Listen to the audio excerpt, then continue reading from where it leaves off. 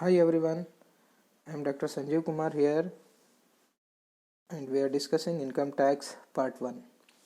In the income tax part 1, so far we have covered 3 sessions and today we are going to start session number 4, and in this session we will be discussing some of the important definitions under Income Tax Act 1961.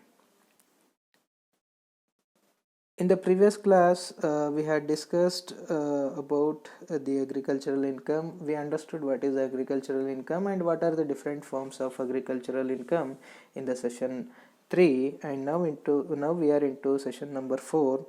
This particular session is aimed to make you understand the basic concepts of Income Tax Act, and to explore relevant information thereof.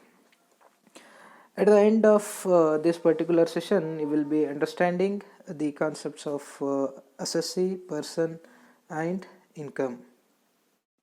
So the first definition that we have to look into is the word assessee. The word assessee is defined under section 2 subsection 7 of Income Tax Act. According to that particular section, assessee means a person by whom any tax or any other sum of money is payable under Income Tax Act of 1961 is treated as assessee. Assessee may be any person by whom any tax or any other sum of money is payable. So that particular person should be called assessee.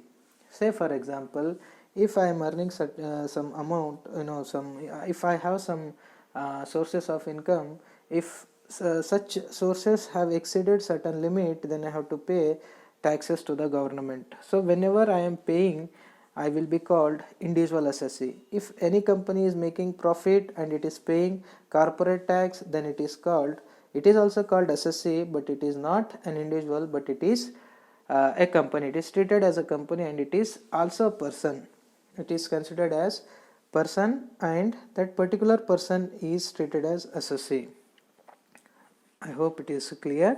Assessee means a person by whom any tax or any other sum of money is payable under Income Tax Act of 1961.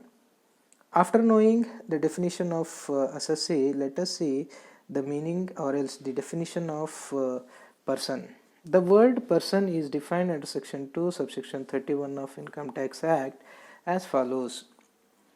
Person includes an individual, a Hindu undivided family, a company, a firm, an association of person or a body of individual, a local authority, and artificial judicial person. So here section 2 subsection 31 defines the person, and it says that person is not only individual. Person means 7 different classes have been given under section 2 subsection 1. All 7 items will be treated as, all 7 points are treated as person in the eyes of Income Tax Act 1961. So here the first person is an individual. Individual means the natural person like you and me. If we have any sources of income, we will be treated as person. If we have any income, and we are paying any kind of taxes, then we will be treated as person. And being an individual, I can be assessee under section 2 subsection 7. And Hindu undivided family is also person. A company is also person. A firm is also for person. Similarly, association of person or body of individual, a local authority, and every artificial judicial person is treated as person under section 2 subsection 31 of Income Tax Act 1961. Moving ahead, let us see the definition of income.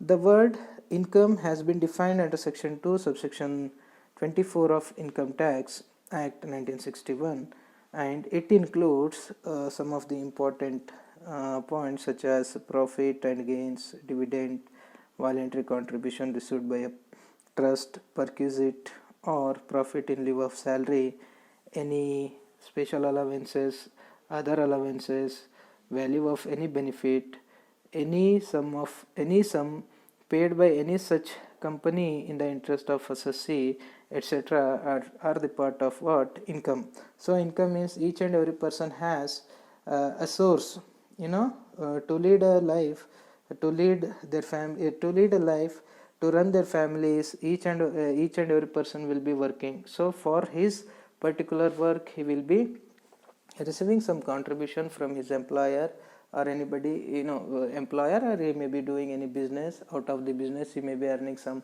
profit. All those are treated as the sources of income. So today we have discussed three important concepts of three important definitions given under Income Tax Act 1961. Namely, we have understood what is SSC, what is income, and who is person. So all these three things we have discussed so far. If you need any detailed material on this, please refer income tax book entitled Income Tax by Dr. S.A. Mehrotra, Dr. S.P. Goyal, which is published by Sahitya Bhavan Public